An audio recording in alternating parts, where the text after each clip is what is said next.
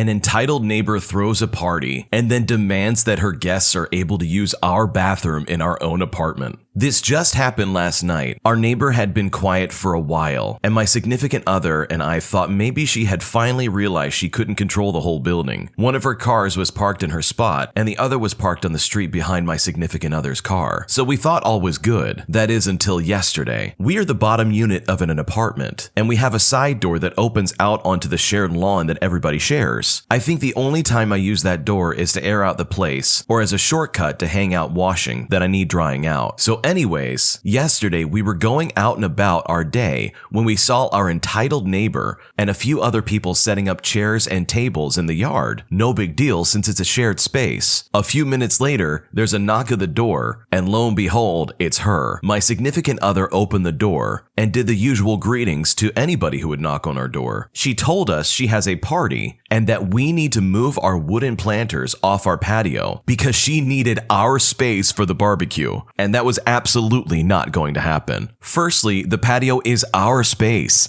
not shared space, and secondly, they sit right next to the glass door, so I don't want some random person looking into my living room all night while they are cooking. My significant other reminded her that she doesn't own the building and that we wouldn't be moving our stuff just for her. After we said that, one of her friends went up to her and asked her what she was doing, stating that they already set up a barbecue in the yard. She huffed and puffed and walked off without saying anything to us, and we thought that was it. It was not. A few hours go by, and we ended up closing the curtains for privacy. And to be honest, whoever designed this building really didn't have privacy in mind when they installed giant glass windows that can look into your apartment. We can hear talking, laughing, and cooking, the usual sounds of a backyard party, when there's another knock at the door. I was cooking dinner, so my significant other answered it again. This time, it was one of her friends saying she had to use the bathroom, and that the entitled neighbor mentioned earlier told her to just knock on our door instead of walking upstairs. My significant other politely told her sorry, but she couldn't use ours, and she apologized for knocking and intruding. Not even 2 minutes later, there's a banging on the door, and by now my significant other is incredibly angry. He opened the door, and the entitled neighbor started laying into him about how dare he expect her guests to go all the way up the stairs, and that he needed to apologize to her and keep the door open for her guests. Mind you, this is our own private apartment.